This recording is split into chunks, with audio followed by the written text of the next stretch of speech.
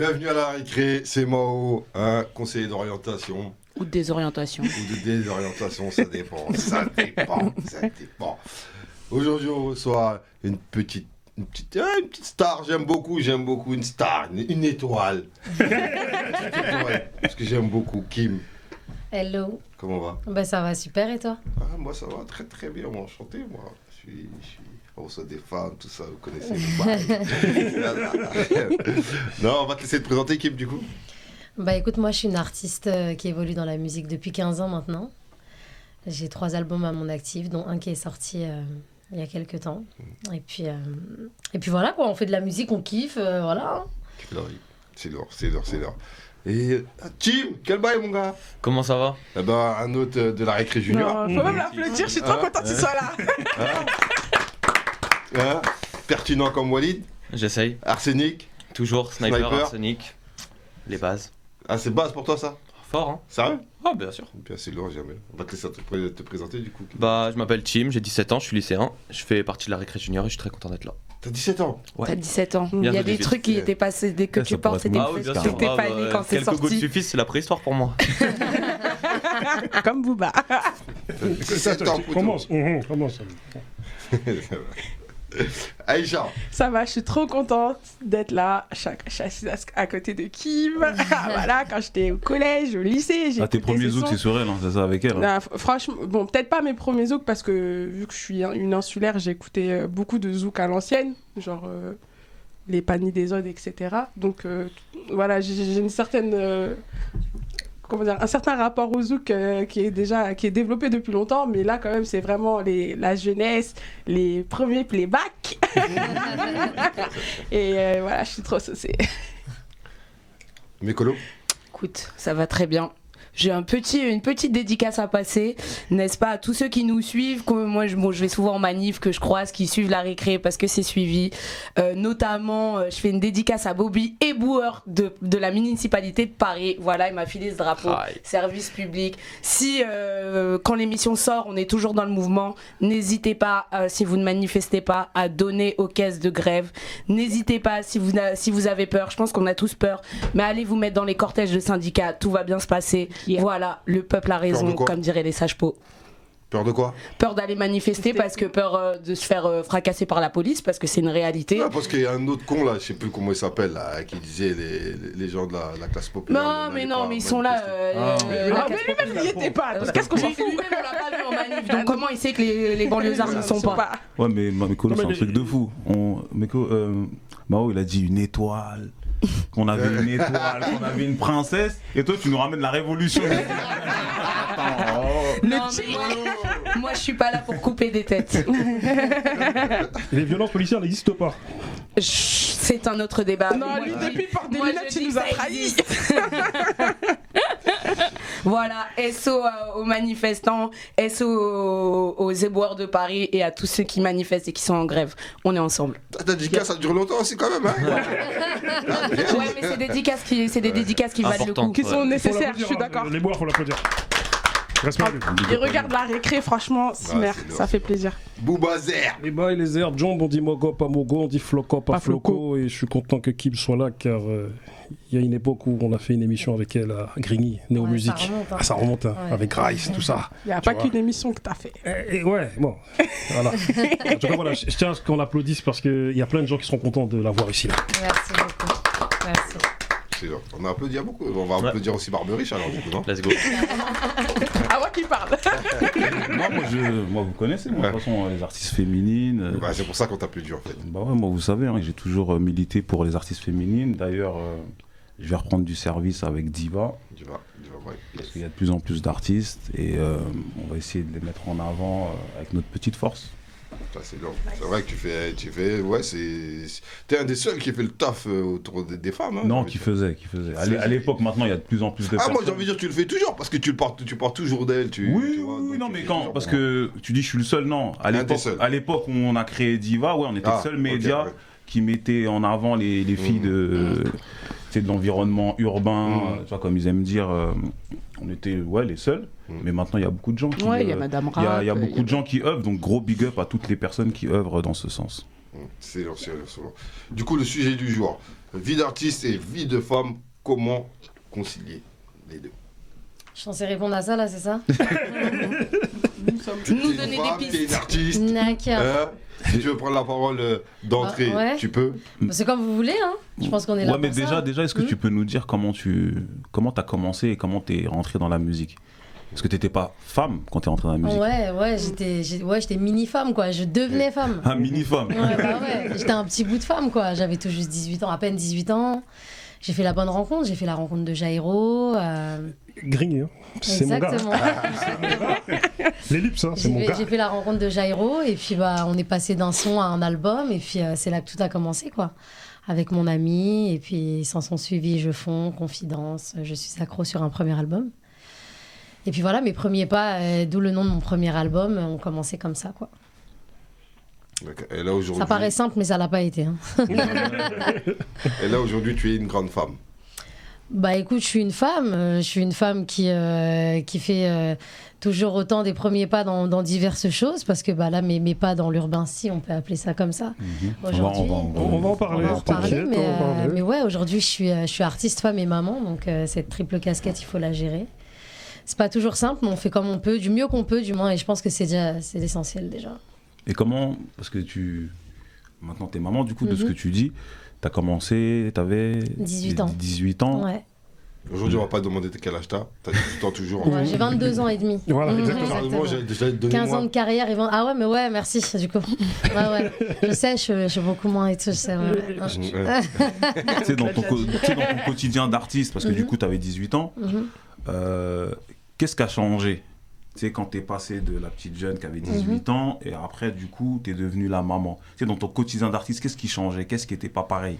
Les responsabilités. À 18 ans, je chantais pour moi, je voyageais beaucoup, j'avais pas d'obligation envers qui que ce soit, entre guillemets. Tu pars en voyage une semaine, tu reviens, t'as pas un petit bout qui t'attend chez toi, quoi. Donc là, c'est gérer un petit être humain, c'est tout ce qui va autour. Tant qu'il est bébé, bon, ça va encore, entre guillemets. Tu le laisses à papa, tu le laisses à mamie. Moi, je sais que j'ai été beaucoup entourée par les grands-parents et merci pour ça, parce qu'ils ont une place incroyable auprès de mes enfants aujourd'hui. Et voilà, ce qui a changé, c'est la disponibilité aussi. Je veux dire, n'importe quelle maman peut comprendre ça, quoi. N'importe quel parent, de manière plus générale. Quand tu sais que tu as un enfant, c'est plus dépenser son oseille dans les sacs à main. Tu vois, surtout que moi, voilà, j'aime bien ça. Tu vois, je m'en cache pas. Je veux dire, à un moment donné, quand tu as trimé pour ça, moi, j'ai aucun tabou, aucun complexe à ça. Si j'ai envie de me mettre 1000 balles dans une paire, je le fais. Ça me regarde, tu vois. Je pense qu'il y a personne qui a rien à me dire sur ça. Et même aujourd'hui, en vrai, tu vois, moi, je suis vraiment partisane du chacun fait ce qu'il veut, tu vois. Après, il faut assumer les conséquences, quoi que tu fasses. Mais chacun fait ce qu'il veut. Aujourd'hui, c'est pas parce que j'ai 3 enfants que si j'ai envie de me faire plaisir à acheter ci ou ça, je vais pas le faire. Moi, mes enfants, par la grâce de Dieu, ils manquent de rien, tu vois. Ils sont scolarisés dans une bonne école, tu vois. Et puis voilà, quoi. Je veux dire, j'ai la chance d'avoir un beau métier. Et puis j'ai les inconvénients qui vont avec, parce qu'on sous-estime beaucoup ça. On voit beaucoup les paillettes, on voit beaucoup le devant de la scène, mais on sous-estime beaucoup l'envers du décor. Mais voilà, moi j'estime qu'aujourd'hui je passe des heures en studio, je me déplace, je laisse mes enfants. Et je sais pourquoi aujourd'hui je me fais plaisir et je leur fais plaisir aussi par la même occasion. Donc, mais tu vois ce que tu dis là concernant les inconvénients, c'est super important. Bien sûr. Parce que c'est vrai qu'il y a beaucoup de jeunes filles qui se lancent dans... Beaucoup trop. Se lancent sans savoir, ouais. Qui se lancent, pas trop qui se lancent, mais qui se lancent sans savoir. Sans savoir. Et toi? Mais des filles ou des garçons qui veulent devenir artistes parce qu'ils voient nos grands artistes aujourd'hui se balader en Gucci de la tête aux pieds et que c'est ça qui les fait rêver aujourd'hui. Et moi, je trouve ça malheureux, je te dis honnêtement, parce que la musique, c'est pas ça. Au premier abord, c'est pas ça, c'est la passion de la musique, tu vois. Donc ils ont besoin d'être accompagnés alors, dès le départ. Mais c'est pas ils ont besoin, ça c'est une nécessité. Moi, je le revendique, tu vois. Le jour où je montre réellement ma structure, il y aura un accompagnement psychologique et ça, je le dis haut et fort, quoi. C'est très important. De plus en plus, ça. Moi, quand j'ai commencé, moi, j'ai été jetée dans le bain en mode, vas-y, démerde-toi, quoi. Tu vois, jamais j'aurais pensé que quand tu te lances dans la musique, c'est être confronté aux critiques.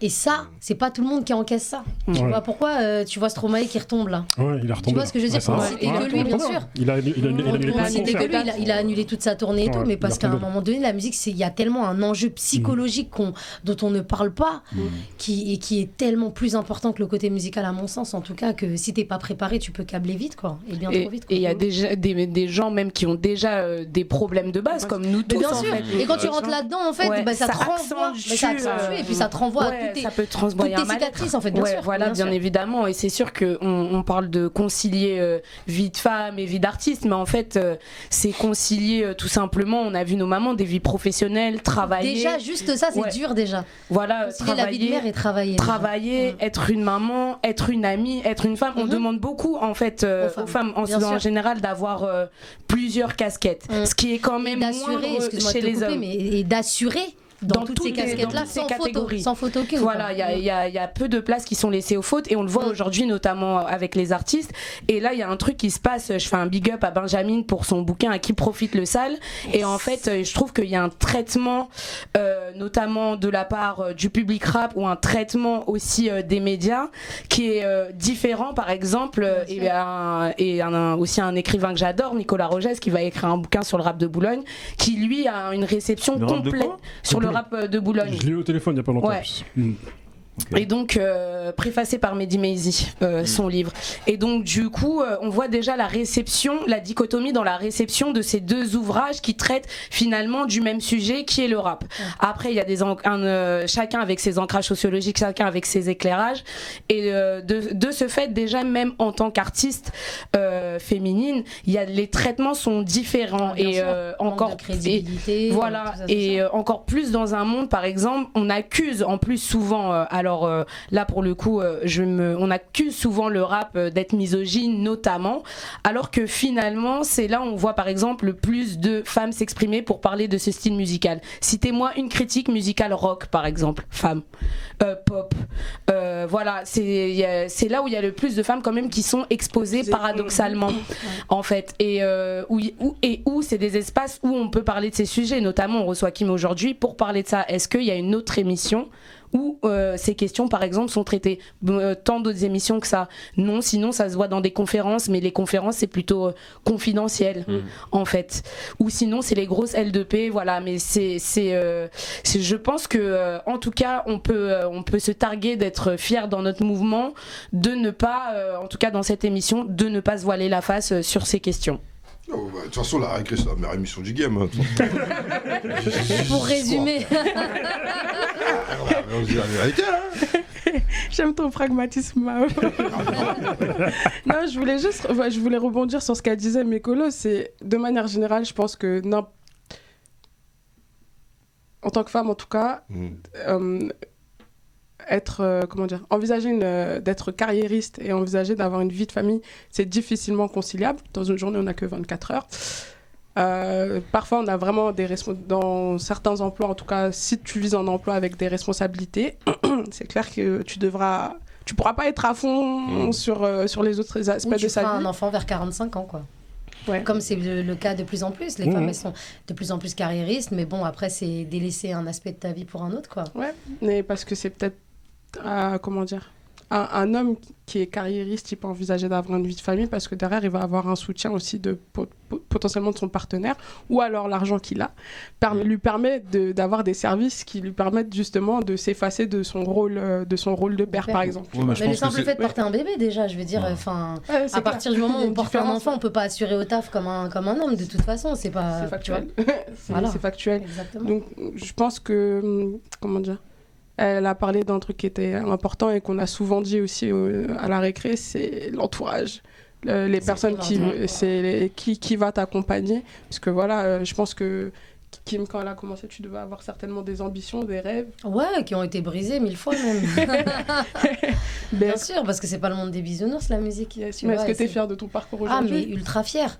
Après, je pense qu'avec le recul, c'est paradoxal ce que je vais dire, mais j'aurais fait les choses autrement, mais je regrette pas de les avoir faites telles que je les ai faites. Parce que ça m'a beaucoup enseigné, parce que ça a fait celle que je suis aujourd'hui, parce que c'est ce qui a fait aussi que je n'accepte plus certaines choses, forcément, tu vois. Donc je pense que c'est un peu des passages obligés, mais des passages douloureux sur le moment, quoi. Après, bon, on passe tous et toutes par des choses pas évidentes et voilà. Yes.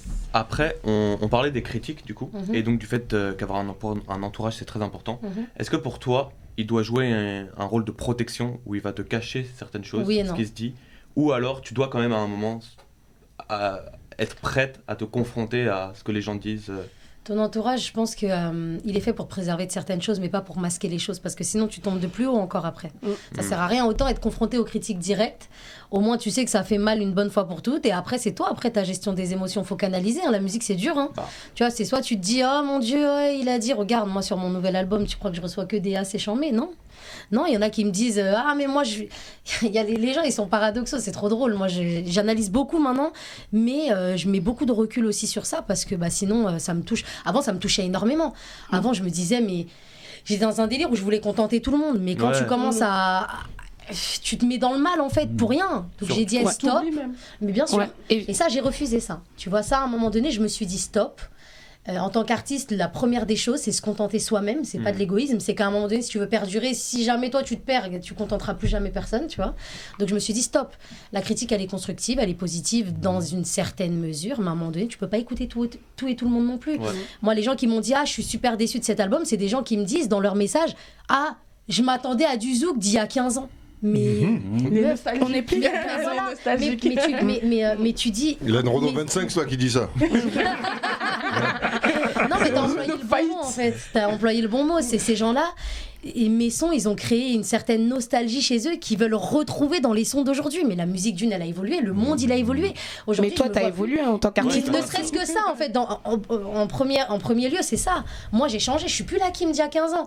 Et c'est marrant parce que les gens, ils me disent comment tu parles, t'essayes de te donner un genre. Mais tu sais, c'est marrant, mes amis qui sont là depuis 25 ans, 30 ans, même si j'ai que 22 ans. Ok, tranquille, tu vois. Ces gens-là, ils me font pas ces reproches-là. Pourquoi ? Parce que j'ai été formatée dans un délire zouk, mais c'était pas totalement moi. En fait, comme j'aime à dire que c'était une facette de moi. Parce que je suis la Kim douce en mode chéri doudou aussi. Je le suis dans certains contextes. Mais moi, Kim, je veux dire, c'est pas que l'environnement qui façonne une personne, mais j'ai quand même grandi dans le 93, tu vois ce que je veux dire. J'ai pas grandi dans les pavillons. J'ai grandi à la limite de Porte de Clignancourt à Saint-Ouen. Enfin, je veux dire, je suis pas. Moi, j'aime m'exprimer correctement parce que je trouve que c'est un atout aujourd'hui et c'est important pour la crédibilité. Mais quand on est entre potes, enfin, je veux dire. Tu vois ce que je veux dire, c'est non mais parce que c'est comme ça que je suis, tu vois. Mais pourquoi t'as choisi du coup, parce que tu disais que on t'assimile tout le temps au zouk, pourquoi tu n'as pas choisi le R&B par exemple? Parce que c'est ce qui s'est offert à moi. Je pense aussi par rapport aux rencontres que j'ai fait à l'époque. Jairo, c'est un mec qui est issu du milieu caribéen, afro-caribéen. Moi aussi, de par mes origines, je suis martiniquaise, entre autres. Donc, ma mère, elle a beau être franco-espagnole, elle a toujours écouté beaucoup de zouk. À la maison, ça tournait en boucle, et ce, du matin au soir. Et si tu veux, j'ai grandi vraiment dans cet environnement-là. Les amis, mes tatas, moi, c'est des Antillaises, tu vois. Et c'est des tatas que j'ai connues par rapport à ma mère, qui est blanche. Et pourtant, voilà. Donc, en fait, c'est ce premier environnement musical dans lequel j'ai baigné et qui s'est un peu offert à moi, musicalement parlant. Et c'était un peu une évidence aussi parce que j'en écoutais tellement que j'écoutais aussi beaucoup de variétés françaises. Mais on sait qu'aujourd'hui, je ne vous l'apprends pas, rentrer dans la variété française, c'est pas comme rentrer dans le zouk aussi. C'est bien sûr. Et ce, il y a 15 ans aussi. C'est un milieu ultra fermé et tout. Et donc, voilà, quoi. Je veux dire, moi, je regrette pas ce parcours-là, mais c'est pas parce que j'ai chanté en mode chéri doudou que je suis que ça, en fait. C'est ça que j'essaye de faire comprendre aux gens aujourd'hui. Et c'est la raison pour laquelle, dans cet album Évidence, moi, je me retrouve beaucoup plus. Je me comprends, je me cerne mieux à travers cet album-là que Premier Pas. Premier Pas, ça a été, je pense, un moment de ma vie. Plus que ce que je suis réellement. Et tu penses que du coup les publics ils peuvent avoir tendance, même si c'est pas malveillant, d'enfermer du coup les artistes dans un malveillant dans le monde qui voudrait c'est l'industrie musicale fonctionne comme ça. Enfin pas l'industrie, je parle vraiment du public. Je rebondis sur ça. L'industrie musicale fonctionne comme ça et les gens se mettent à fonctionner comme ça. Et ce qui est marrant c'est que ça marche que chez nous dans le zouk. Parce que tu vois, Johnny, il n'a pas toujours fait que des slows, il n'a pas que toujours fait du rock et on lui a jamais rien dit. Céline Dion, la même chose. Christophe Maé, tu l'entends tantôt sur quelque chose, tantôt sur autre chose, personne ne dit rien. Tu vois ce que je veux dire? Nino, il fait un style de son et après il revient avec du rap sale et ça dérange personne. Tu vois ce que je veux dire? Regarde Room 69, Taïk. À la base, c'est pas son délire premier, ce genre de. On est d'accord. Il fait de l'afro-love. Qui lui a dit quoi? Tu vois ce que je veux dire? Je te jure que ça, c'est vraiment chez nous, que les gens fonctionnent comme ça. Ils t'ont connu dans le zouk, ils veulent que tu y restes. Et pourtant, ils sont paradoxaux aussi dans le sens où, ça, on appelle ça un iPhone, d'accord? Demain, on le rebaptise Samsung. Ok, le grand public veut qu'on l'appelle Samsung. On l'appellera Samsung si tout le monde veut que ça s'appelle Samsung, mais ça reste un iPhone ou pas? Bon, aujourd'hui, on a rebaptisé le zouk pop urbaine, mais c'est quoi la pop urbaine? C'est du zouk avec des influences R&B, avec des influences afro, etc., etc. Tu vois, mais pourquoi vous m'en voulez de faire de la pop urbaine alors qu'on sait secrètement que c'est du zouk? Non, mais qu'on réponde tous ensemble à cette question-là. Non, mais là, tout le monde c'est quoi? C'est parce que mon kick, mes drums, elles sonnent plus R&B, ou elles sonnent plus afro, ou elles sonnent plus urbain, que tu me dis. Alors que la rythmique, elle est quoi? La rythmique, elle est zouk. Merci. Donc alors pourquoi on fait tout un débat autour d'un truc qui n'existe pas? Le public, il est conservateur du coup. Mais il est trop conservateur, et je pense que ça, tu vois, tu me dis que c'est pas malsain, mais moi je pense que ça le devient dans la mesure où tu refuses que ton artiste que t'aimes, il évolue. Ouais, mais du coup, à contrario, quand l'artiste évolue pas, on va lui reprocher. Merci. Mais merci de le dire aujourd'hui. Parce que moi, j'ai une partie du public qui me dit c'est génial ce que tu fais, je te suis depuis les débuts et ta manière d'évoluer, elle est top. Et une partie qui me dit oh non, vas-y, il y a assez de pop urbaine, nous on voulait que tu restes dans le zouk. Mais est-ce qu'ils streament ces gens-là? Est-ce qu'aujourd'hui, ces gens-là, ils me permettent moi de manger? Parce que moi, je fais de la musique pour vous aussi, tu vois. Je fais pas que de la musique pour moi, sinon je reste dans ma salle de bain et je chante pour moi, tu vois. Mais est-ce que ces gens-là, ils me permettent de vivre de ma musique aujourd'hui? C'est encore un autre débat. Mais regarde, la question tu nous donnes plein mais c'est intéressant parce que sans vous mentir, généralement c'est des interviews plutôt bateau et c'est cool de pouvoir s'exprimer sur autre chose tout en restant lié à la musique. Tu viens de parler de pop urbaine, tu vois.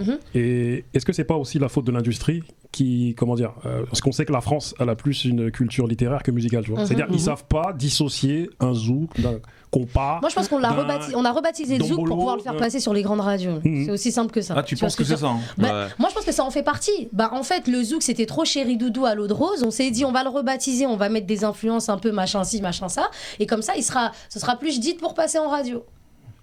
C'est pas l'industrie qui a fait ça. Non, mais toute une génération qui n'est pas fan de zouk. Moi, par exemple, Zouk Love, tu vois, moi, je me dis non, mais vas-y, tu vois, je voulais des trucs un peu parce que c'était redondant, on est d'accord aussi. Moi, je crache pas dans la soupe. Le zouk, j'ai baigné dedans et je kiffe le zouk aujourd'hui. Mais c'est vrai que la pop urbaine, c'est une autre manière d'aborder l'amour aussi. Tu vois, ça veut dire, c'est ce que j'essaye de dire aux gens aussi. Mais ça fait longtemps ça existe ça, parce qu'il y a eu la compil Kimber le zouk quand même. Bien sûr, c'était très R&B, très R&B zouk aussi. Mais c'était zouk. Qui parlait de zouk. Mais c'était chanté par des chanteurs après avec beaucoup de featuring. Voilà, il y avait beaucoup de featuring aussi où t'as des voilà, et c'est ça aussi qui a permis d'amener le zouk aussi sur la scène d'aujourd'hui. C'est remix rap, c'est aussi.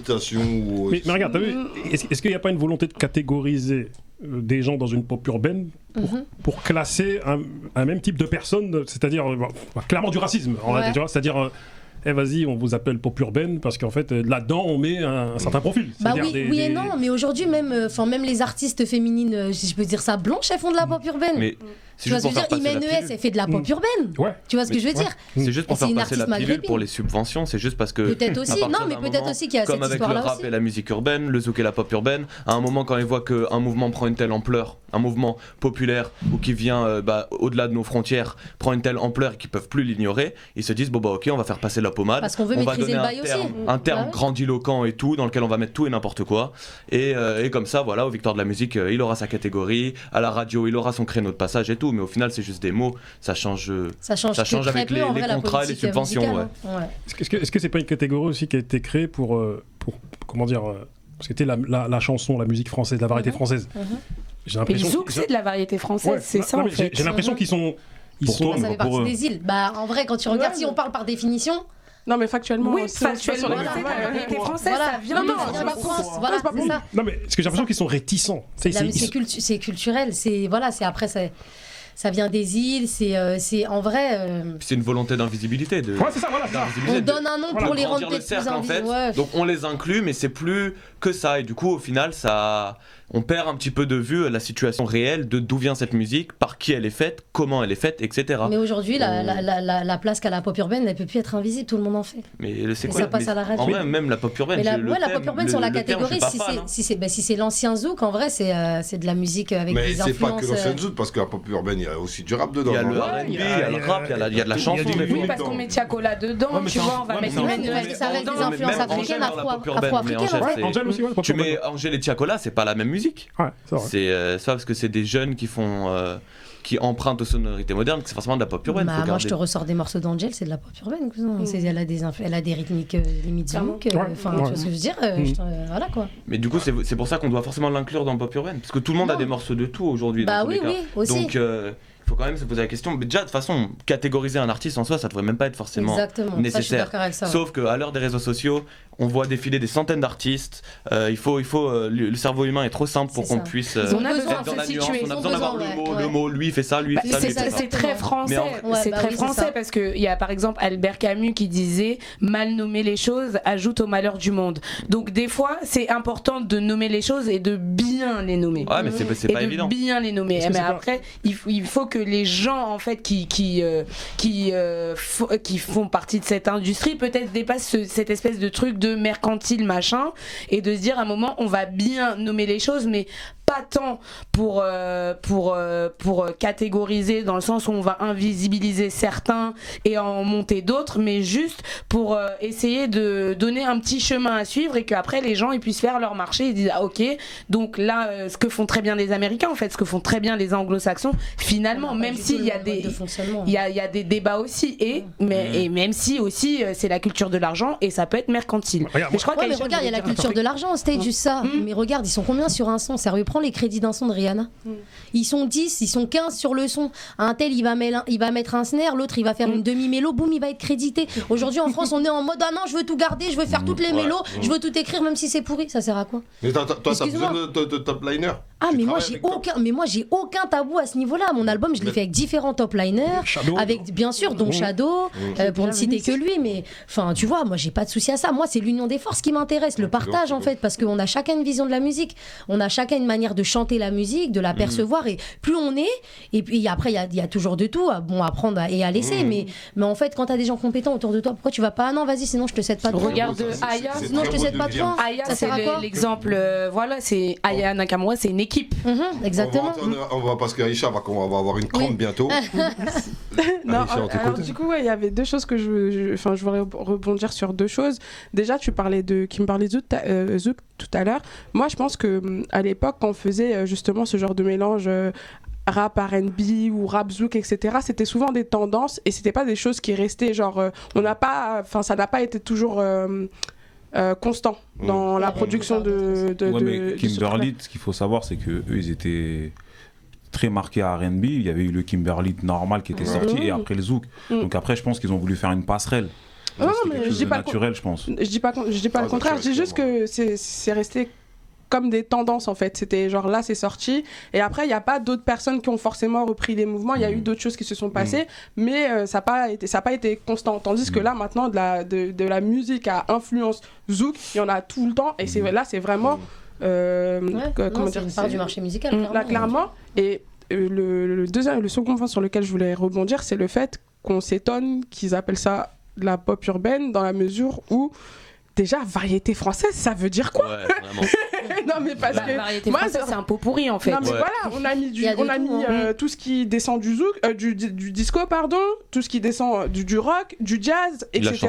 La chanson française de manière générale et ça hop c'est bon, variété française. Variété française quand même, on va dire que il y avait quand même c'était pas aussi large. Non, c'était pas aussi large. Dans le panier de la variété française, quand même, c'était pas aussi large qu'aujourd'hui. Ouais, il y avait des dénominateurs communs. Alors il y avait quand même des dénominateurs. Ouais, voilà.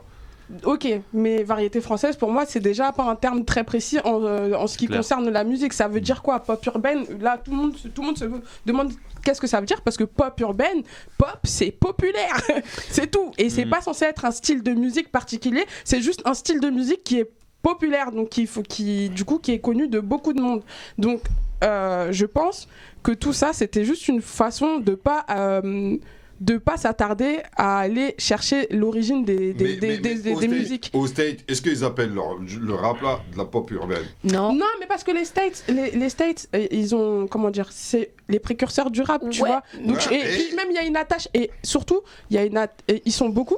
il faut pas oublier, genre le public de base qui écoute du rap, je pense que proportionnellement à ce qu'il y a en France, c'est pas forcément la même chose. Ouais. Et même, genre, eux, ils ont le principe de la street. Ils ont une hypocrisie sur d'autres trucs. Par contre, tu vois, on parle de pop américaine, donc on met Britney et tout, et on va parler pour une autre artiste, par exemple, je sais pas, pour Whitney Houston, on allait parler de R&B, tu vois. Ouais. Alors qu'en vrai, elle faisait la même chose. Oui, d'ailleurs, donc, en fait, le R&B, c'était juste une manière polie de dire pop de noir.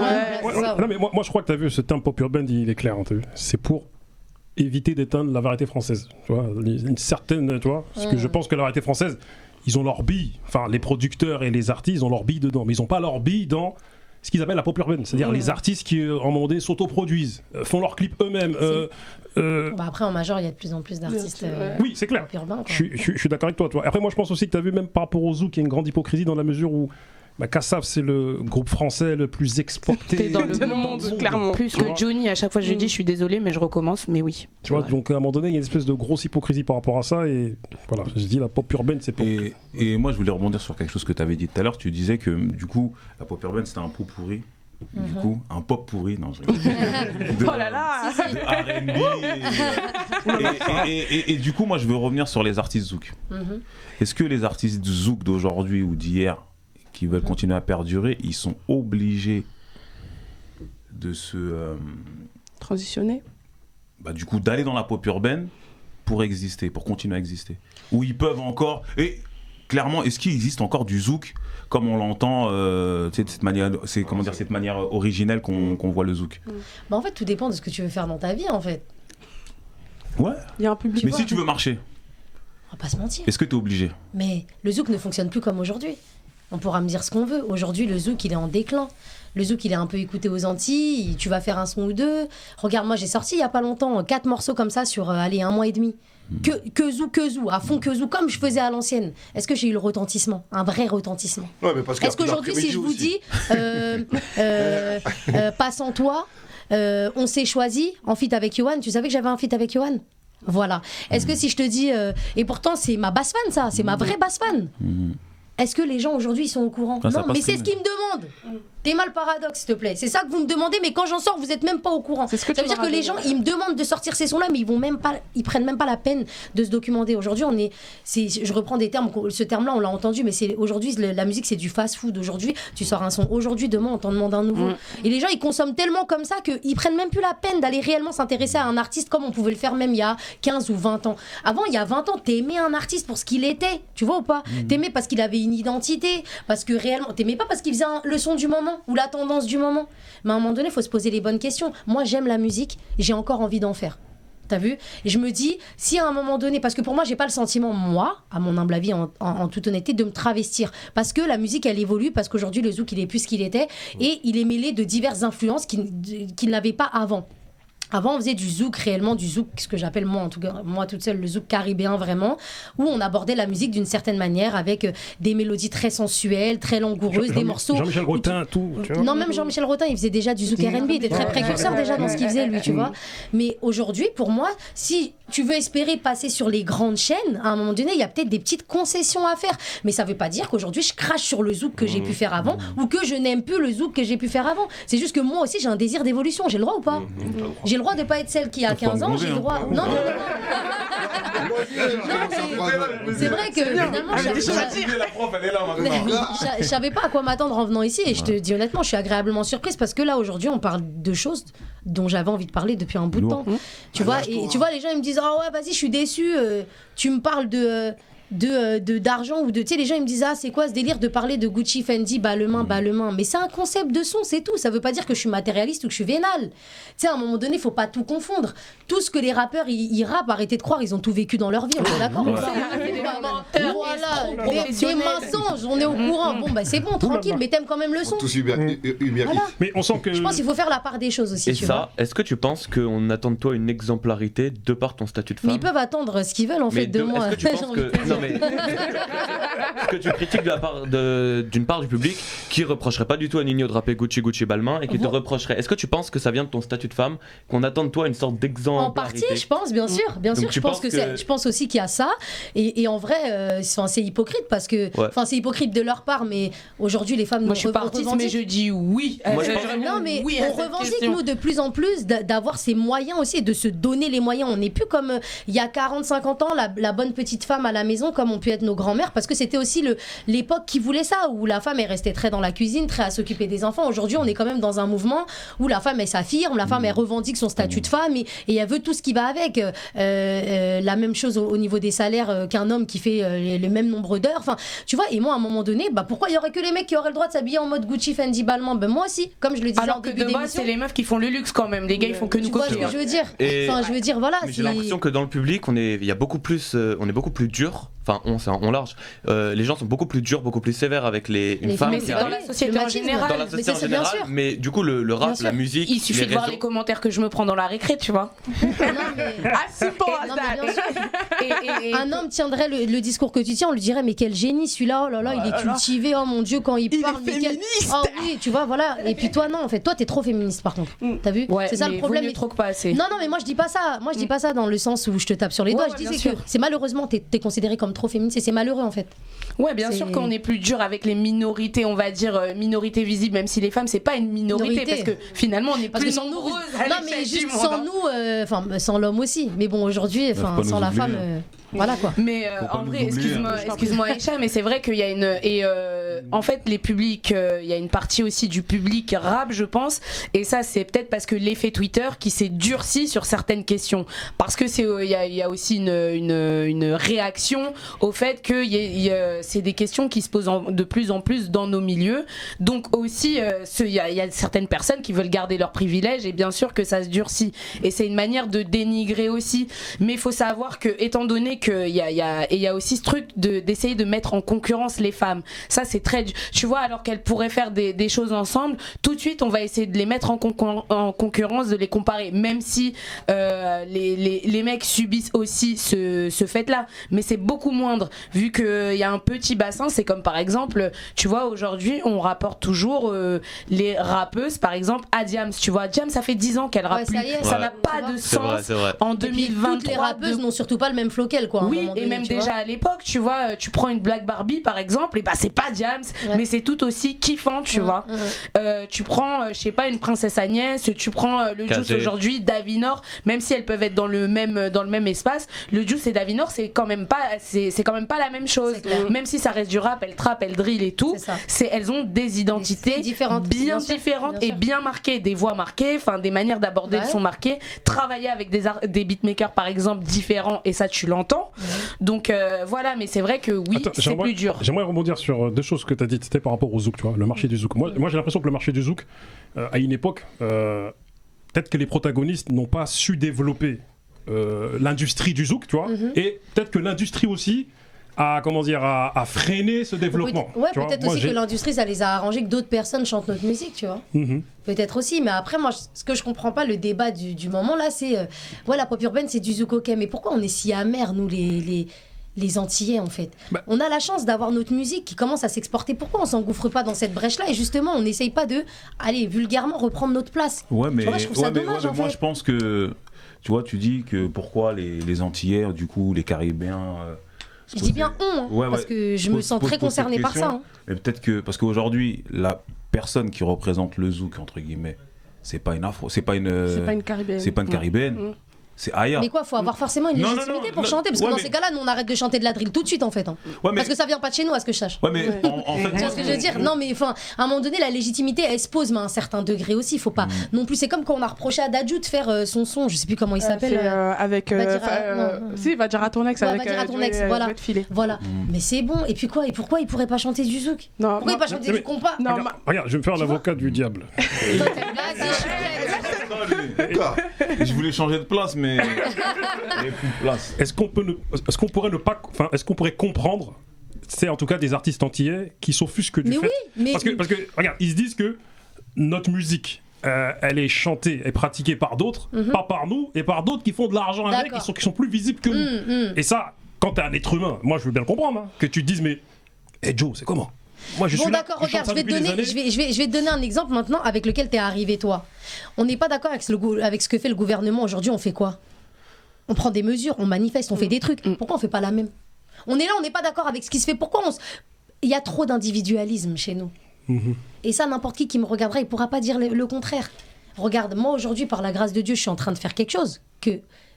Dieu merci, aujourd'hui ça se fait très peu. Je viens du zouk, je commence à être vue dans le milieu urbain et tout machin. C'est pas donné à tout le monde. Mais pourquoi en fait on n'essaye pas de tous en fait se porter en fait? Est-ce que tu as du support, du soutien des artistes zouk? Parce que tu les représentes aussi, d'une manière ou d'une autre. La question suivante, c'est quoi? C'est quoi la question suivante? Non, la question c'est est-ce qu'ils te soutiennent? Parce que tu les représentes en vrai. Ouais, mais la question après celle-là, on peut pas se dire. Non, c'est très minoritaire, on va pas se mentir.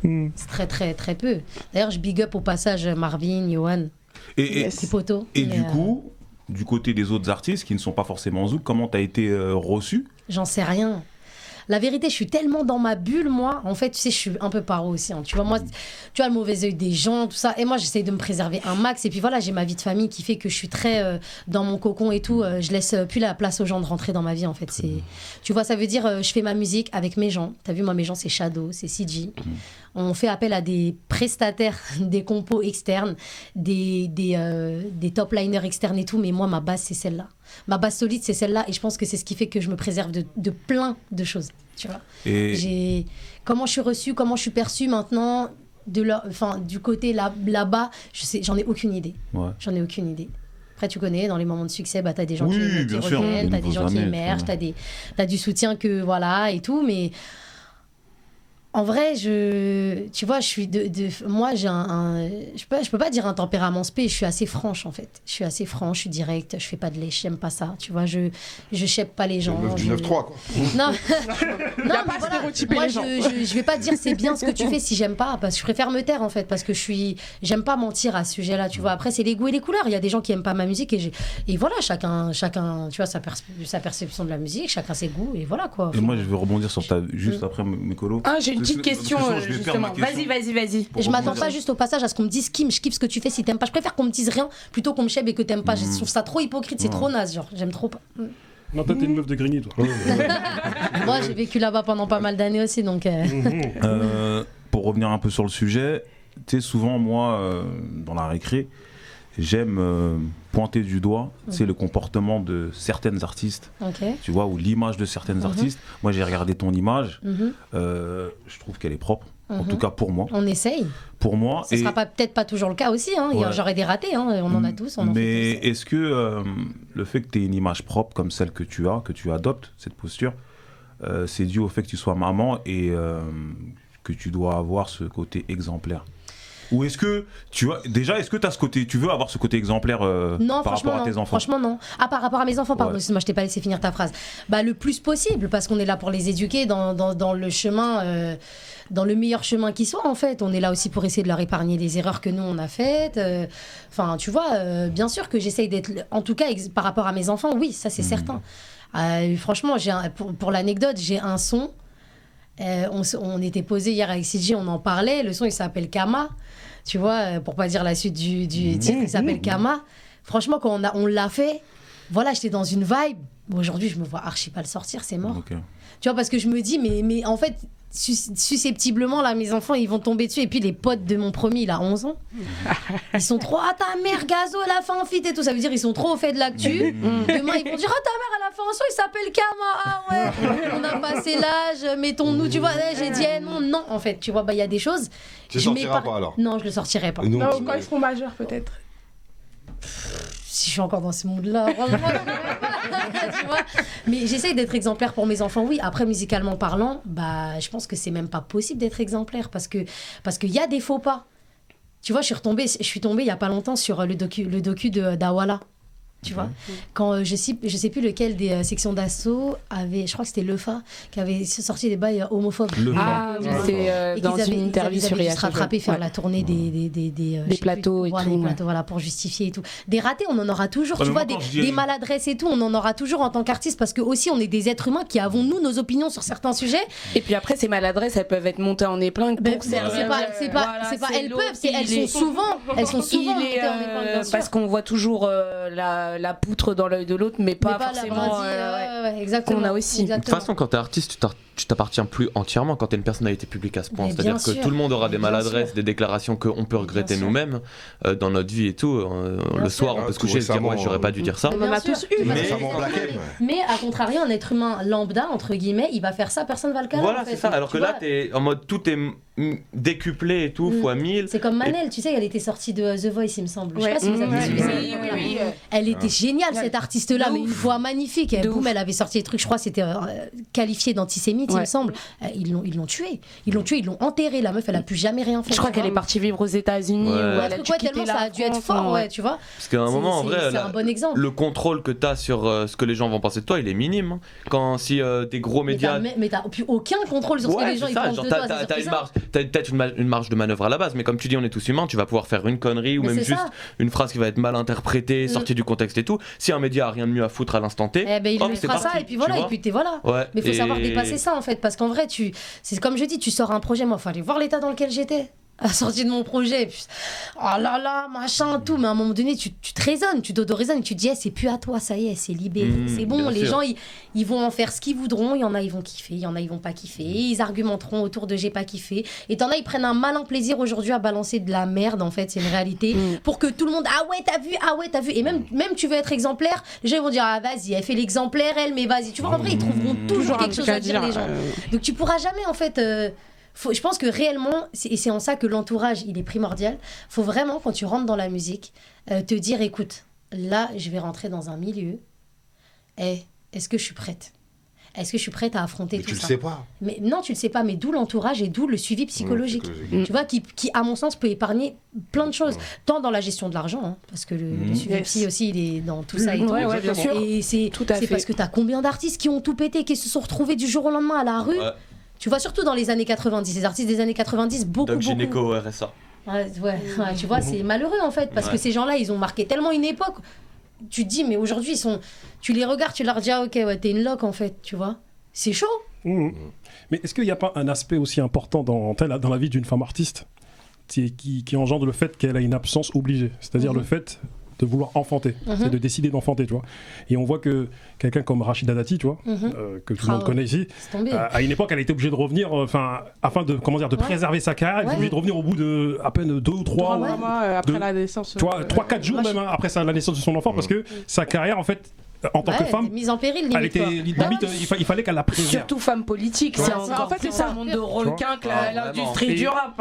Et moi, je me souviens de jadis, tu vois, quand jadis je fréquentais des compositeurs de rap et tout ça, en 97-98, c'est la première fois que j'ai eu écho d'artistes chanteuses où mes gars compositeurs, ils me disaient, t'as vu, c'est un peu compliqué parce que là, elle vient de trouver un mec. Et c'est sérieux. Et du coup, elle a décidé de se mettre en couple. Les producteurs, ils aiment pas ça. T'as vu ? Ça casse toujours la carrière. Je crois que c'est arrivé à tout dépend de comment c'est géré. Oui, je suis d'accord avec toi. Je parle des jeunes artistes. Souvent, quand t'as une jeune artiste, dès qu'il y a un gars qui rentre dedans, mais ça dépend du mec aussi. Il veut faire quoi ? Ça dépend. Il est à tes côtés. Pourquoi ? Parce que pour me citer, je vais être à côté de Kim artiste ou je vais être à côté de Kim ?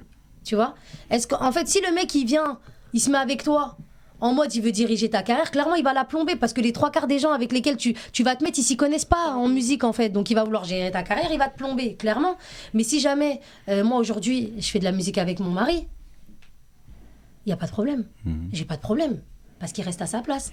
C'est aussi mon manager, mais il reste à sa place de manager. Moi, je suis signée en associé j'ai un associé avec lequel j'ai bossé mon dernier projet.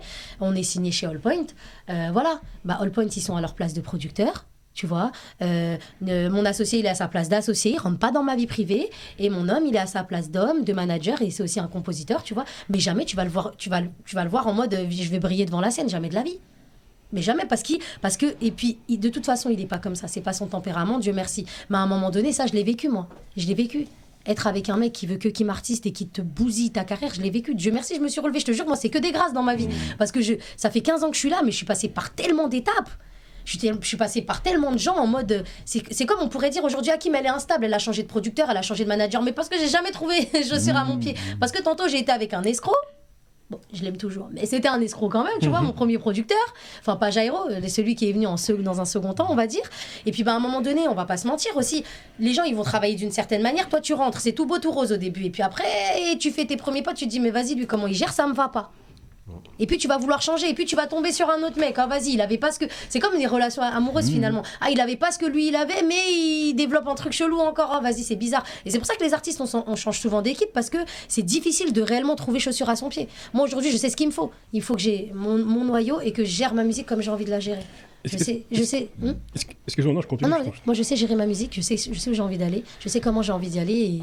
Et voilà, donc je sais aujourd'hui. T'as de la bouteille aujourd'hui. Aussi. Après, bien sûr qu'il y a 15 ans, jamais. Et voilà, à l'époque, j'avais besoin, comme il dirait Shadow, c'est des discussions qu'on a eues, tu vois. Il me dit, Kim, crache pas dessus, entre guillemets, parce que c'était des passages obligés. En vrai, ce que t'as eu à l'instant T, c'est ce dont t'avais besoin à l'instant T. Donc voilà, après, c'est vrai que t'as un peu d'amertume avec le recul. Tu te dis, si j'avais su, j'aurais pas fait les choses comme ça et tout. Mais voilà, comme je le disais précédemment, on a des passages obligés. Et dans la conception de cet album, parce que là, tu es en train de parler de ton premier album, et là, c'est le dernier. Qu'est-ce qui a changé en date? Vraiment la manière dont j'ai piloté ce projet-là, en fait. Mon manager, il a été très présent, et heureusement, parce que la vérité, moi, il y a des aspects, par contre, de la musique que j'aime pas gérer, tout ce qui est emploi du temps et tout, j'ai tellement pas de mémoire que si c'est moi, je suis même pas là aujourd'hui, parce que j'ai oublié, tu vois. Mais sinon, c'est travailler avec les compos avec lesquels j'ai eu envie de travailler, c'est réellement bosser ma musique comme j'ai eu envie de la bosser. Il y a pas quelqu'un qui est arrivé, Kim, aujourd'hui, on va faire de la piano. Allez, Kim, aujourd'hui, on va faire non, j'ai pas envie. Mais si, on va faire ça. Non, il y a personne qui m'a rien imposé dans ce projet-là. Tout a été pensé d'un commun accord, que ce soit avec Shadow, avec CG, ou même avec mon associé. Tu vois, ce serait bien qu'on explore telle piste.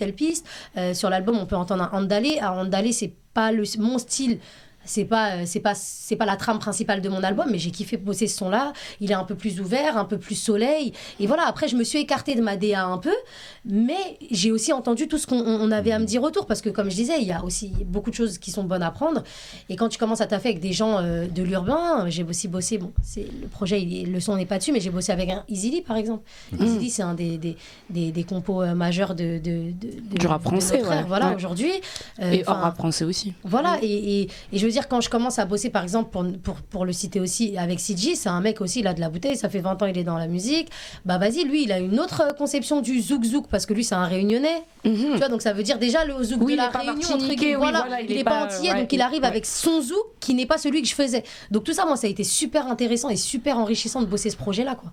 J'ai adoré bosser ce projet-là, ça a été des prises de tête, ça a été des craquages, parce que je fondais en larmes. Combien de fois j'ai fondu en larmes? Est-ce que t'es chiante comme artiste? Franchement, à mon sens, je pense pas. Je pense pas. Je sais ce que je veux. Ça peut être considéré comme chiant après. Quand c'est une femme, c'est chiant. Quand c'est un homme, on dit qu'il est. Non, mais je te rejoins. Non, mais je suis désolée.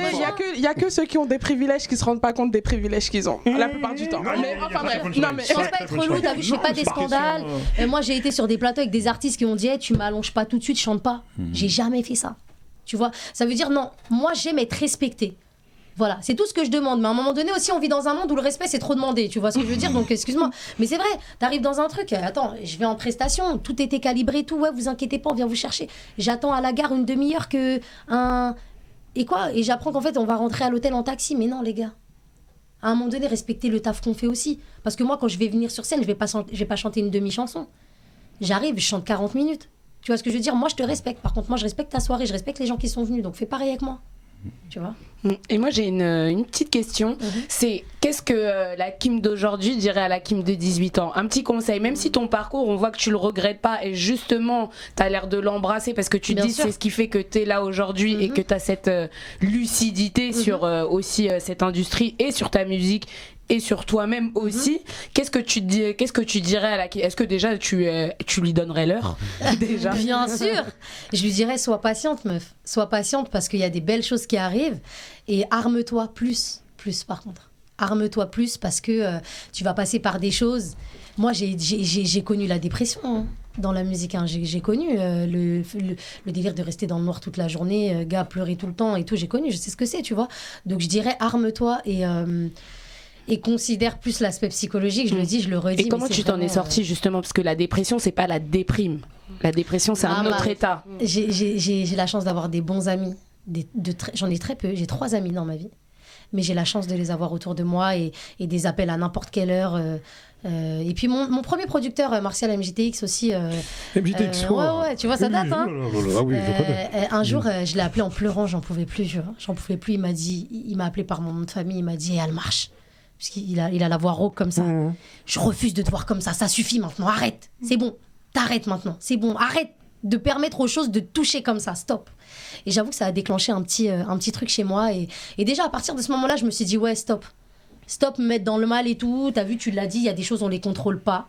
Faut pas subir. Voilà, en fait, c'est bon. Ouais. C'est bon, en fait. Et je pense que tant qu'on est dans cette position où on subit, on a mal. Ouais. Et est-ce que tu as consulté ou pas du tout? Ou est-ce que tu te conseillerais de consulter avec le peut-être, parce qu'il y a des gens des fois qui ont besoin d'être accompagnés, bien sûr. Puis quand tes amis, ça suffit pas parce qu'ils n'ont pas peut-être cette... S'ils sont pas psy. Voilà aussi. Tu vois, tu as des amis qui ont de très bons conseils et tu en as d'autres qui savent pas faire face à ces choses-là. Et c'est pas un reproche, hein, mais moi je sais que j'ai une amie, c'est 2 amies, c'est vraiment des sœurs aujourd'hui. Je veux dire, à n'importe quel moment, elles ont été là, quoi. Elles ont été là et elles m'ont relevé. Clairement, elles m'ont relevé. Donc ouais, se faire accompagner, pourquoi pas. Parce que t'en parles beaucoup, justement, c'est important. Non, parce que je te jure, ça touche. Il y en a, ils se suicident pour ça, tu vois. Il y en a, ils mettent fin à leur jour, quoi. Je veux dire, c'est pas l'aspect psychologique, faut vraiment pas le négliger, parce que c'est... Je te jure, moi, si je devais un peu, tu vois, les pourcentages, je dirais, le talent, aujourd'hui, c'est même plus 80%, hein, on est d'accord. T'as des meufs, elles sont plus marketables, qu'elles chantent bien, elles sont là. Donc je dirais qu'aujourd'hui, le talent, c'est 40%. 30%. Après, tu as tout l'aspect marketable, comment on va taffer autour de toi, ton image, est-ce que tu es belle, est-ce que tu es bien foutue, est-ce que surtout pour les femmes, là je parle. Hein. Truc, parce qu'un homme, il n'a pas besoin d'être beau, on l'a bien vu. C'est pas toujours un régal pour les yeux. Hein. Un petit rabat de nom. Et donc, voilà, tout cet aspect marketable. Non, Mao, t'es BG, t'inquiète. Les blazes, ouais. Non, mais c'est vrai, aujourd'hui, t'es un mec, t'as du flow. Tu vois, t'as du flow, t'as de la tchatch. T'as une voix, ça passe mieux, tu vois. Et aujourd'hui, la femme, la femme artiste, c'est pas ça. Mais clairement, l'aspect psychologique aujourd'hui, c'est vraiment, et dans chaque interview où je passe, je le dis, ne sous-estimez pas. La musique, c'est pas que les paillettes. La musique, moi, je sais que je m'en veux pas aujourd'hui parce que j'ai fait un taf sur moi-même. Mais pendant un moment, je culpabilisais de laisser mes enfants. Mais je culpabilisais parce que je me disais, mais ouais, ils vont être sans moi. Et puis, c'est dur de laisser ses enfants, mais je sais que je vais pas chiller, en fait. Et puis même si je vais chiller, à un moment donné, j'en ai un peu besoin aussi. Parce qu'on a tellement une pression constante en tant qu'artiste, on doit toujours assurer. Moi, je peux pas être malade, moi. Même je suis à faune, je dois être sur scène. Tu vois, parce que j'ai des engagements. Bon, après, sauf... Enfin, tu vois, pour l'anecdote, moi, je me suis fait opérer de l'appendicite il y a 5 ans. Le lendemain, j'étais sur scène en train de chanter. Et au nom de Dieu que c'est vrai, hein. Je te mens pas. J'ai été chanter avec mes cicatrices, avec mes straps. Tu vois, ça veut dire, moi j'étais à 2 doigts de la péritonite, la vérité, vous m'auriez même pas eu aujourd'hui. Hein. Et tu vois, c'est des trucs à un moment donné, quand tu as des engagements, et puis que financièrement, on va pas se mentir, la musique c'est très très aléatoire aussi, tu vois. Bah, à un moment donné, tu dis non, il faut charbonner, il faut y aller. Moi j'ai toujours repris très tôt après mes accouchements. Hein. Mes enfants, ils avaient même pas 1 mois, j'étais déjà sur scène. Hein. Et puis si tu regardes bien, j'ai eu un souvenir il y a pas longtemps d'une scène que j'ai faite, j'ai regardé la date, 1 semaine après, 10 jours, j'accouchais. Ah ouais. Donc t'imagines? Ah ouais. Bah ouais. Tu vois, c'est pour ça, moi, on peut pas me le reprocher, ça, je suis une charbonneuse, mais jusqu'au bout, mais parce que j'aime ce que je fais aussi, tu vois. Moi, je compte pas les heures qu'on a passées en studio et tout, mais c'est pour ça, c'est l'amour de la musique, il y a que comme ça que tu perdures. C'est pour ça qu'aujourd'hui, les artistes, tu les vois venir et partir, parce qu'ils ont pas cet amour-là. Mais tu dis... vois, ils viennent... Excuse-moi de te couper, parce que tu dis, 10 jours plus tard, après ton accouchement, t'étais sur scène. Ouais. Et vu que t'es une femme et tout, après un accouchement, physiquement, on change un peu. Ouais. T'as eu beaucoup de... ça a été dur. Ça a été dur, faut s'accepter. On a eu récemment, qui a pété un plomb, là, Imenes, concernant... Oui, j'ai vu les polémiques et tout, là, concernant et tout. Mais une grossesse, ça fait partie des choses que tu maîtrises pas, les hormones. Les hormones, et puis tu vois, moi, là je me livre, on dirait, je suis tranquille. Mais tu vois, j'ai eu une petite maladie de la thyroïde, ça m'a fait beaucoup grossir, je contrôlais plus, ça m'a fait beaucoup maigrir aussi, j'ai perdu 20 kilos en 1 mois, t'imagines? Ouais, ça c'est des gens, ils disent, ah, elle a trop maigri, et puis ça aussi, la critique physique, mais ça fait mal, ça fait mal. Est-ce que c'est pas la pire chose, ça? Bah, je pense que ouais, parce qu'en vrai, ta musique, c'est ta musique. C'est toi, mais vas-y, c'est ce que tu donnes. Mais ton physique, c'est vraiment, c'est toi, ce que tu représentes, toi. Et en fait, c'est des choses, fois, voilà, exactement. Et c'est des choses, et surtout, c'est pire quand tu les maîtrises pas. Quand encore t'aimes manger et que tu t'assumes. Tu vois ce que je veux dire? Tu dis, vas-y, moi, je fais 80 kilos. T'aimes la graille et tout. Tu te dis, vas-y, mais je m'assume et je m'aime comme je suis.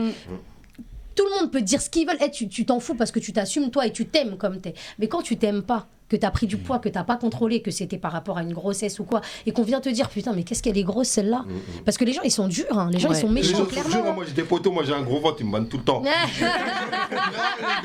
Il a dit gros ventre. Poutine va fumer le monde, frère. Mais les gens ils sont méchants et puis et puis ça se démocratise trop. La vérité, les gens en fait aujourd'hui ils se disaient alors je suis derrière un écran j'y vais, tu vois. Oui, parce qu'il y a l'anonymat. Bien sûr. Il y a l'anonymat et quand tu arrives à un certain stade de célébrité, on se dit oh mais de toute façon. Ah c'est bon, elle en entend tous les jours, c'est bon, ça la touche plus. Mais les gens ils se disent pas que il y a le reste des êtres humains. Ouais, il est mis un peu au second plan et tout, tu vois. Et ouais. Mais oui, ça je te valide, c'est la pire des choses. Surtout quand tu contrôles pas, tu vois. Surtout quand tu contrôles pas et surtout quand tu t'aimes pas en fait finalement. Je pense qu'on est tous passés, hommes ou femmes, tu vois, à travers des périodes de nos vies ou des aspects physiques, on s'appréciait pas forcément, on a tous upgrade un peu, tu connais quand on est.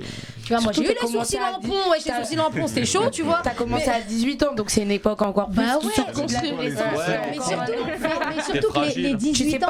Vraiment qui. Mais qui t'aiment, clairement, mais il y a des gens à 40 ans, ils savent pas qui ils sont, tu vois. Donc en plus, les 18 ans des années 90, c'est pas les 18 ans. C'est violent. Donc là, quand je retombe sur des photos de moi de quand j'avais 18 ans et je vois une petite meuf, elle a 18 ans aujourd'hui, je dis mais. Il y a le KFC qui va ça va, c'est bon. La dernière question d'Aïcha, et après on laisse finir Booba. Ouais, non, j'allais juste dire, est-ce que tu penses qu'on exige des artistes féminines une disponibilité sans limite? Ouais, bien sûr. Est-ce que c'est indispensable pour réussir? C'est des concessions. Après, ça revient à ce que je disais tout à l'heure. Tout dépend de ce que tu veux faire dans ta vie. Est-ce que tu es prêt à tous les sacrifices? Moi, non. Tu vois, moi, non. Je suis pas prête à tous les sacrifices. Je suis pas prête à écraser les gens pour réussir. Je l'ai jamais fait. Je vais pas commencer. Tu vois, je pense que humblement, je suis toujours restée fidèle à moi-même. Oui, il y a des choses qui ont changé. Je suis plus aussi disponible qu'avant. Je te l'apprends pas. Quand t'es artiste, t'as moins de temps qu'avant. Mais moi, à partir du moment où mon entourage proche, il le comprend, mes connaissances, qu'elles le comprennent ou pas, je m'en fous, sérieux, tu vois. Parce que ces gens-là, ils me connaissent pas, en vrai. Donc pourquoi, en fait, je vais devoir leur rendre des comptes à eux? Si ma sœur de 20 ans, elle me dit Kim, la vérité, ça fait 3 semaines que je cherche à te voir, viens, on fait vraiment quelque chose. Là, elle me dit là, je vais me dire ouais, ok, vas-y. Kim, tu vois, trouve un créneau, accorde-lui parce que c'est ta rush, elle t'a relevé, tout ça. Et puis parce que je l'aime, tout simplement, tu vois. Là, oui. Mais si une personne que je connais depuis 2-3 ans, elle me dit vas-y, c'est quand qu'on se fait un truc et toi, mais t'es sérieuse, t'es tout le temps prise. Mais oui, et puis bah oui, désolé, je taffe en fait. Je taffe pour moi, pour ma carrière et pour mettre mes enfants à l'abri. Donc non, j'ai pas de regrets, tu vois. Avant de finir, j'ai une dernière remarque, tu vois, parce qu'il y a une grande épreuve dans la vie d'une artiste féminine, c'est le fait de ce rapport ambigu qui est entre les hommes et les femmes dans le milieu, tu vois. Et plus souvent entretenu par des hommes assoiffés, des chacals, des loups. Des propositions indécentes. Et la fusion des deux, ça donne chacalou. Applaudissements pour ça, j'aime beaucoup. Ouais, chacalou, ça pourrait être un chacal mignon aussi, tu vois. Si on le transpose en doudou, chacalou, non. On va laisser chacal, c'est bien sale et on sait ce que c'est. Voilà, plus on fait des émissions, plus tu te bonifies. Hein. Il innove. Et ce que je voulais dire aussi, c'est que j'ai vu un live Instagram qui a été vu par beaucoup de monde où Aya, tu vois, tu étais dans ce live-là et Aya, elle avait des yeux qui brillaient en disant mais toi, je t'écoute à mes 14 piges. Elle était contente que tu sois sur ce live. Tu vois, comme ceux d'Aïcha là, tu vois. Et toi, ça t'a fait quoi en fait en tout cas d'être dans ce live-là et d'entendre Aya être là, parler de toi avec des yeux qui brillent comme ça? Franchement, je la connais pas beaucoup, Aya, mais je vais pas mentir, du peu que j'ai vu d'elle, elle est vraiment fidèle à elle-même. Et c'est pour ça que ça a matché entre nous réellement. Je le dis, mais voilà, elle était là à ma release party d'ailleurs, tu vois. Je sais qu'elle est très dure à faire venir, Aya. Et voilà, elle est grande Aya quand même, tu vois. On néglige pas. Moi, je respecte beaucoup le parcours parce qu'en tant que femme noire déjà, tu vois, c'est pas facile. Et dark skin. Hein. Tu vois ce que je dis? On parle pas de Chabine en mode métisse comme moi je peux l'être. On parle d'une femme noire. Et franchement, rien que pour ça, j'ai énormément de respect pour elle. J'ai parlé avec elle il y a pas longtemps en mode ouais, mais comment ça touche les polémiques? Elle me dit oh vas-y, moi je m'en fous, tu vois. Et ça, c'est ce que je kiffe chez elle en fait, tu vois. Elle a cette part de je m'en foutisme, mais qui est admirable parce que je pense qu'elle a un réel détachement qui lui permet aussi de perdurer, c'est ce que je disais. Exactement. Mais vraiment, y a pas d'autre choix. Non, vraiment, t'as pas le choix en fait. Bah, c'est une question de survie psychologique. Mais oui, vraiment. Parce que ce qu'elle se mange. Mais si elle met pas de distance, elle est morte dans le film, clairement, tu vois. Et moi, ce que ça m'a fait, pour répondre à ta question, c'est je me dis ouais, j'ai marqué une génération. C'est à travers ces témoignages-là que tu dis réellement ouais, t'as marqué une époque. des sons qui sont chantés encore 15 ans après. Je sais que moi, dans toutes mes prestations, je fais confidence, je fonds mon ami. Les gens, c'est incroyable, tu vois. Et je me dis, Aya, quelque part, c'est une petite récompense, ouais, parce que je me dis, ouais, elle m'invite sur son projet, elle m'invite dans son live, et elle a surtout pas peur de dire à la France entière, mais Kim, moi je l'écoutais, là où elle est aujourd'hui, elle a pas peur de dire, mais bien sûr, t'as bercé mon enfance, moi je t'écoutais, de quoi tu me parles, tu vois, et ça, je trouve ça lourd. Et aujourd'hui, je l'apprécie énormément parce qu'elle m'accorde du respect, Aya. Elle m'accorde du respect, elle m'invite sur son projet, elle vient à ma release. T'as des artistes qui sont moins cotés aujourd'hui, qui te calent pas, tu vois, et Aya, aujourd'hui, elle le fait, et c'est pour ça que moi, je la remercie grandement, parce que, voilà quoi, on se parle normal, on s'écrit de temps en temps, tu vois, enfin voilà, je pense qu'il devrait y avoir un minimum ce respect-là. On peut pas tous s'aimer, mais on se doit de se respecter en fait. Tu vois, c'est le minimum qu'on puisse se donner en tant qu'être humain, on n'est pas des animaux en fait. Toi, tu vois une part d'héritage du coup, là c'est ton héritage que tu vois. Mais bien sûr, mais ouais, j'ai semé en fait des petites graines aussi, moi, mais pas que. Tu vois, il y a eu Marvin, il y a eu avant nous, comme tu le disais, Kassav, il y a eu, tu vois, tous ces artistes-là, ces grands artistes-là, on a semé des choses qui ont été remixées à la mode d'aujourd'hui, mais ça n'empêche qu'il y a une part de nous dans ça. Donc le zouk urbain, c'est de ta faute. Non, c'est de la faute à Karima. En tout cas, non, mais voilà, mais si on peut appeler, on va dire c'est plus grâce à nous. Oui. C'est mieux de le dire dans ce sens-là, tu vois. Exactement. En tout cas, pour finir, je dirais que de tes premiers pas, jadis, aujourd'hui tu es devenu une évidence pour toi-même. Ah ouais. Mais c'est ce que j'ai dit lors de mon interview chez Trace, ou que j'ai dit lors de mon mini-docu que j'ai fait. Être l'évidence pour soi, c'est pas de l'égoïsme. Et c'est pour ça, les gens aujourd'hui sont tellement dans un mood avec les réseaux sociaux, ils veulent plaire à tout le monde, qui s'oublient en fait. C'est ça qui donne lieu à des gens qui vont twerker dans des églises, sérieux. Non mais sérieux, à trop vouloir buzzer, tu fais tout et n'importe en fait. Quoi. Tu vois. Et aujourd'hui, je refuse de m'oublier moi, au détriment de qui et quoi que ce soit. Si demain tu me dis Kim, tu dois rester à ton petit niveau là. Et si, c'est soit tu restes à ton petit niveau, soit pour péter, tu dois faire ci ou ça, je te dis merci, je passe mon tour. Mais t'es pas un petit niveau. Ouais, c'est ça, le truc. mais dans la vie, je veux pas que ce soit T'as des enfants dans la vie et des enfants musicaux. Ouais. T'as pas un petit niveau, c'est important. Ton nom, il va perdurer dans cette musique. Donc t'as pas un petit niveau en vrai. Et t'as vu, au vu de toute la nostalgie que tu provoques chez beaucoup, tu vois, moi, il y a plein de petits et de grands aussi, quand ils vont regarder, ils vont te voir ici, ils vont dire ah non, tu vois, elle est là. Tu es légendaire. Parce que tu as aussi travaillé avec Géraud de Grigny de l'Ellipse. Si t'es passé par Grigny, t'es forcément légendaire. T'es légendaire. En tout cas, voilà, tu es légendaire. Pour de vrai, t'es légendaire. Et voilà, on peut l'applaudir, je pense. Merci beaucoup. Aïcha lève sa main, mais non, c'était 2-3 mots, franchement. Je voulais juste m'excuser. Mais tu vas avoir ta photo, ta dédicace. Non, c'est pas ça, mais t'en fais pas ça, c'est sûr, j'allais l'avoir degré de force. Vas-y. Non, j'allais juste dire, en fait, que je m'excuse au nom de toutes les jeunes filles qui ne pouvaient pas acheter l'album et qui ont streamé illégalement tes sons quand on était pas bien, ça va bien. Moi, je n'en veux pas. Mais vraiment, maintenant, on va streamer pour de vrai, voilà. En tout cas, merci à toi, respecté parce que respectable. Kenny Kalzar, un gros big up à toi. Merci pour tout. Merci pour l'invitation, ça fait plaisir de pouvoir échanger un peu. Ben t'avais envie d'échanger hein. Ah, en tout cas. Moi on peut rester même jusqu'à demain, j'ai des choses à dire. Comme ça je coupe là. Frère, il y a qui? Il y a mes colos, il y a Richard, les gars. Ah t'as vu, il a cité que les femmes, comment? Il n'y a que nous qui parlons beaucoup alors. Attention, je prends mon Twitter, tweet féministe, tout ça, ça va très vite, attention. J'ai pas peur, ouais. Non, ça bouge pas. Les femmes, on vous aime, frère, c'est vous qui faites le monde, c'est grave normal. Mais on vous aime aussi, messieurs. Oui, grave normal, ensemble, ça bouge pas. Non, moi, je suis misante. C'était la récré, merci à vous. Merci à la récré, du coup. Merci à toi, Kim. Bonne soirée. Ciao.